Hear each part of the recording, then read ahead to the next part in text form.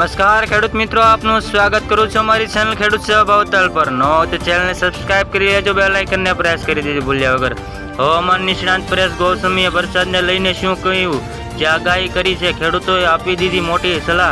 જે હવામાન નિષ્ણાંત પરેશ ગોસ્વામીએ વરસાદને લઈને શું કહ્યું છે તે ખેડૂતોને આપી દીધી છે સલાહ. પણ જે રાજ્યમાં હાલ વરસાદે વિરામ લીધો છે, પર મેઘરાજા આગામી સમયમાં ધબધબાટી બોલાવશે કે તે અંગે વિવિધ સંભાવનાઓ પણ શક્યતાઓ વ્યક્ત કરવામાં આવી છે. હવામાન નિષ્ણાંત પરેશ ગોસ્વામી દ્વારા પણ આગામી સમયમાં હવામાન કેવું રહેશે તે અંગે મહત્વની વાત કરી છે. આવી જે વરસાદ રાજ્યમાં હાલ વરસાદે વિરામ લીધો છે, પરંતુ મેઘરાજા આગામી દિવસોમાં ધબધબાટી બોલાવી શકે છે, જે વિવિધ સંભાવના પણ વ્યક્ત કરવામાં આવી છે. પરેશ ગોસ્વામીએ કહ્યું છે કે હાલ રાજ્યમાં વાદળછાયું વાતાવરણ રહેશે અને તે ભેજનું પણ પવનની ગતિ વધારે થયો હતો, જે ભેજના કારણે કેટલાક ભાગોમાં છૂટાછવાયો વરસાદ જોવા મળી રહ્યો છે.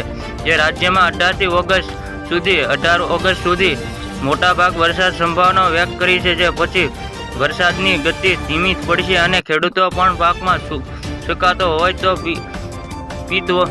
પીત કરી શકે છે, જે વાદળછાયું વાતાવરણ રહી શકે છે.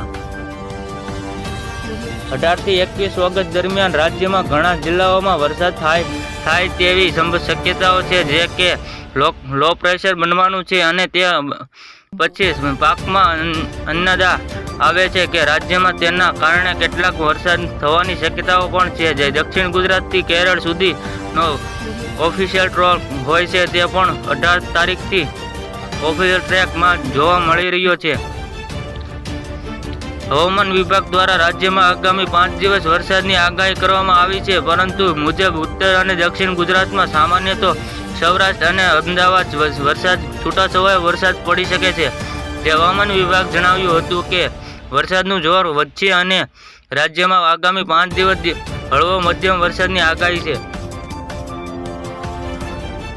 જે 5 દિવસ વરસાદની આગાહી આપી છે, જે ગુજરાતમાં સામાન્ય, સૌરાષ્ટ્ર અને અમદાવાદમાં પણ સામાન્ય વરસાદ વરસી શકે છે. રાજ્યમાં હવામાન વિભાગે આગામી દિવસોમાં હવામાન કેવું રહેશે તે અંગે આપી છે આ જાહેરાત. વરસાદ શક્યતાઓ નથી, મોટાભાગે હળવા ભારે વરસાદની શક્યતાઓ રહેશે. કેટલાક સમય વરસાદ વિરામ લીધો છે. જે હવામાન વિભાગ આગાહી મુજબ આગામી 5 દિવસ સૌરાષ્ટ્ર અને કચ્છમાં સામાન્ય વરસાદની શક્યતાઓ વ્યક્ત કરી છે. આ સાથે અમદાવાદ, ગાંધીનગર પણ સામાન્ય વરસાદ વરસી શકે છે. રાજ્યમાં આગામી દિવસોમાં સામાન્ય વરસાદની જેવી વાત થઈ રહી છે, પરંતુ આવી રીતે ખેડૂત મિત્રો ફરી મળીએ. જોતા રહો ખેડૂત સેવા ભાવતાલ. ચેનલને સબસ્ક્રાઇબ કરવાનું ભૂલતા નહીં.